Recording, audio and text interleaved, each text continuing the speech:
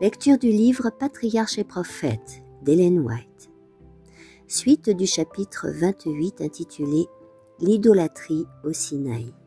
Chargé des tables du témoignage et accompagné de Josué, Moïse redescend de la montagne. Bientôt, ils entendent, montant de la plaine, des cris et des clameurs qui semblent révéler une calamité publique. La première pensée de Josué, le guerrier, fut celle d'une attaque ennemie. « Des cris de bataille retentissent dans le camp !» s'écrie-t-il. Moïse comprend mieux ce qui se passe. Il ne s'agit pas de combat, mais d'une joie désordonnée. Ce n'est ni le bruit de cris de victoire, dit-il, ni le bruit de cris de défaite. J'entends un bruit de chant. Arrivé à proximité du camp, il voit le peuple chanter et danser autour de son idole. Combien cette saturnale païenne, imitation des fêtes idolâtres, ressemble peu à la calme solennité des cérémonies consacrées à l'honneur du vrai Dieu. Moïse, qui vient de contempler la gloire de l'Éternel, est consterné. Bien qu'averti de ce qui se passe, il ne s'attend pas à cet affreux et dégradant spectacle. Au comble de l'indignation, et pour montrer l'horreur que lui inspire cette apostasie, il jette les 2 tables de pierre qui se brisent à ses pieds à la vue de la multitude. Ce geste indiquait que le peuple avait violé son alliance avec Dieu, et que Dieu, de son côté, répudiait ses engagements. Moïse entre dans le camp, et passant au travers de la foule en liesse, saisit l'idole et la brûle. Puis, il la réduit en poudre, jette cette poudre dans l'eau du torrent qui descend de la montagne et la fait boire au peuple pour lui démontrer ainsi l'impuissance totale du Dieu qu'ils ont adoré. Il fait alors appeler son frère coupable et lui demande sévèrement « Que t'a fait ce peuple pour que tu te sois laissé entraîner à lui faire commettre un si grand péché ?» Aaron cherche à se disculper en racontant les clameurs des Israélites. « Que la colère de mon Seigneur ne s'enflamme pas, dit-il. Tu sais toi-même combien ce peuple est prompt à faire le mal.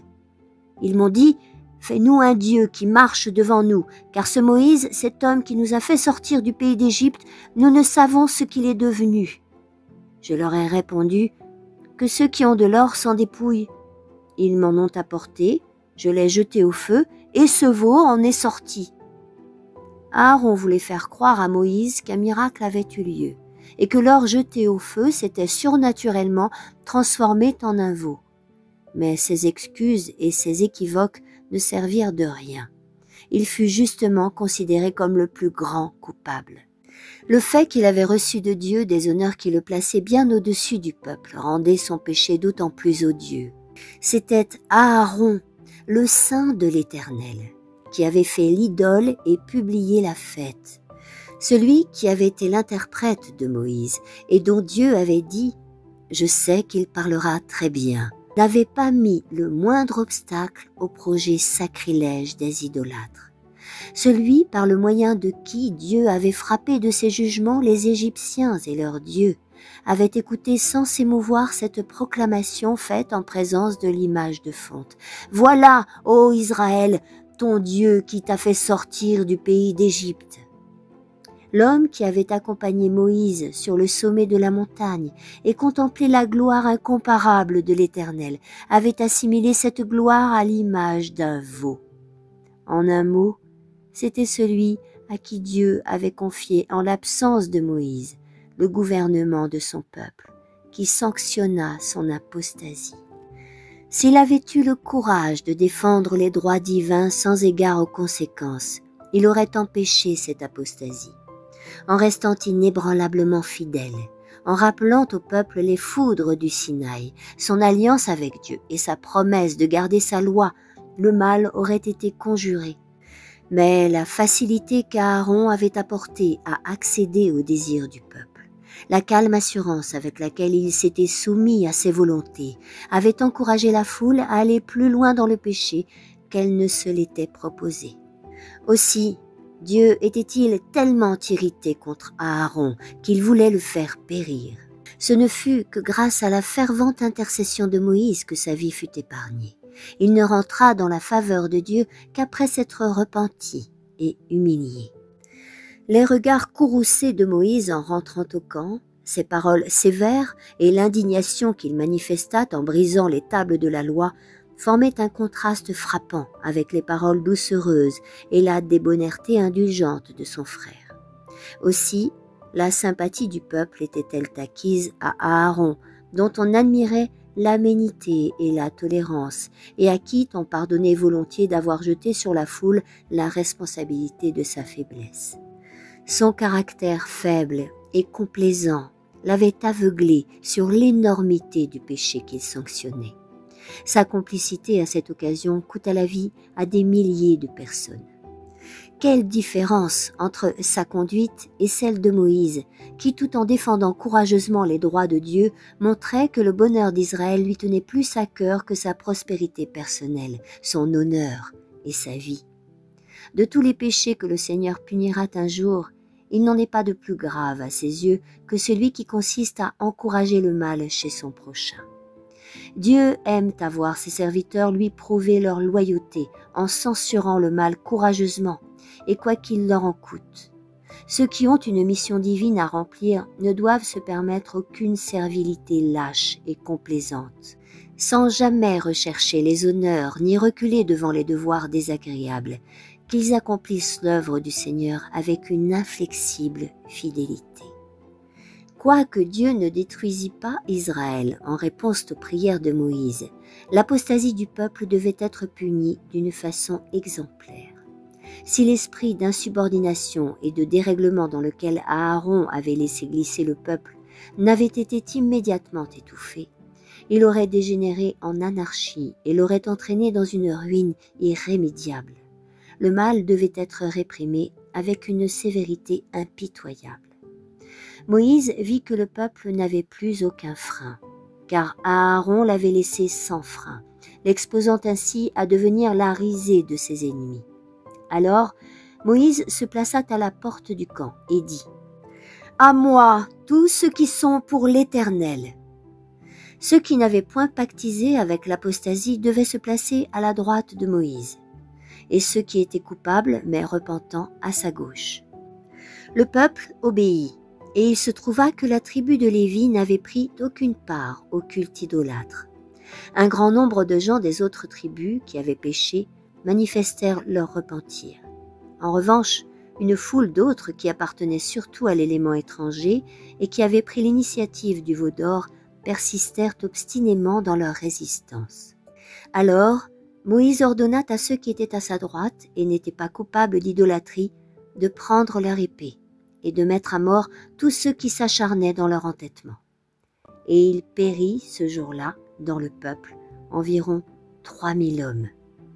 Sans égard à leur position, à leur parenté ou à leurs relations, les instigateurs de l'impiété furent abattus. Ceux qui se convertirent et s'humilièrent furent épargnés. Les hommes qui accomplirent cette terrible exécution agissaient en vertu d'un ordre divin et ne faisaient qu'appliquer la sentence du roi d'Israël. Entouré de faiblesse et d'ignorance, l'homme doit y regarder à 2 fois avant de condamner son semblable. Mais quand Dieu lui ordonne de prendre des sanctions contre l'iniquité, il faut qu'il obéisse. Les hommes qui s'acquittèrent de cette douloureuse besogne montrèrent l'horreur que leur inspirait la révolte et l'idolâtrie et se consacrèrent plus entièrement au service du vrai Dieu. Pour honorer leur fidélité, le Seigneur allait conférer une distinction spéciale à la tribu de Lévi. Israël s'était rendu coupable de trahison envers un roi auquel il avait volontairement promis d'être soumis. Pour maintenir le gouvernement divin, il avait fallu châtier les traîtres. Mais ici encore, sans porter atteinte à l'autorité de sa loi, Dieu manifestait sa miséricorde en donnant à chacun la liberté de choisir et l'occasion de se repentir. Seuls furent exécutés ceux qui s'acharnaient dans leur rébellion. Il était nécessaire que ce peuple fût puni pour témoigner aux nations environnantes le déplaisir de Dieu à l'égard de l'idolâtrie. En se faisant l'exécuteur de la justice divine contre les coupables, Moïse laissait aux générations futures une protestation solennelle et publique contre le crime d'idolâtrie. En outre, quand plus tard les Israélites condamneront ce péché chez leurs voisins et que ceux-ci les accuseront d'avoir adoré un veau en Horeb, ils pourront, tout en reconnaissant ce fait humiliant, rappeler le sort terrible qui atteignit alors les transgresseurs et démontrer ainsi que ce péché n'avait été ni approuvé ni excusé. D'ailleurs, le châtiment d'Horeb était dicté par l'amour aussi bien que par la justice. Dieu est le gardien de son peuple autant qu'il en est le souverain. S'il retranche les pécheurs endurcis, c'est de crainte qu'il n'en entraîne d'autres à la ruine. Si Dieu a épargné par exception la vie de Caïn, c'est pour démontrer à l'univers ce qui résulte de l'impunité du péché. C'est à l'influence de sa vie et de ses enseignements sur ses descendants qu'il faut attribuer la corruption qui appela la destruction du monde par le déluge. L'histoire des antédiluviens prouve qu'une longue vie n'est pas un bienfait pour les pécheurs. La patience de Dieu n'ayant pas mis de frein à leur méchanceté, plus ils vécurent et plus ils devinrent corrompus. Il en fut ainsi de l'idolâtrie au Sinaï. Si un prompt châtiment n'avait réprimé la révolte, on eût assisté au même résultat. La terre serait devenue aussi dépravée qu'au jour de Noé. Dans sa miséricorde, Dieu fit périr des milliers d'hommes pour ne pas être obligé plus tard d'en frapper des millions.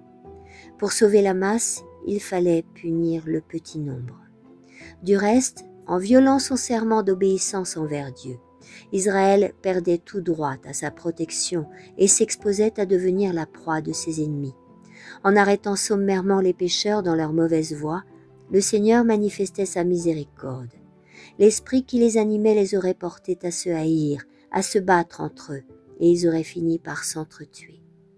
Lorsque le peuple revenu à lui-même vit toute l'énormité de son péché, la terreur se répandit dans le camp. On craignit que tous les coupables ne fussent mis à mort. Prenant pitié de leur détresse, Moïse leur promit de supplier Dieu en leur faveur. « Vous avez commis un grand péché, leur dit-il. Et maintenant je vais monter vers l'Éternel. Peut-être obtiendrai-je le pardon de votre péché. » Moïse retourna donc vers l'Éternel et lui dit « Hélas, ce peuple a commis un grand péché. Ils se sont fait un Dieu d'or. Pardonne cependant leurs péchés, sinon efface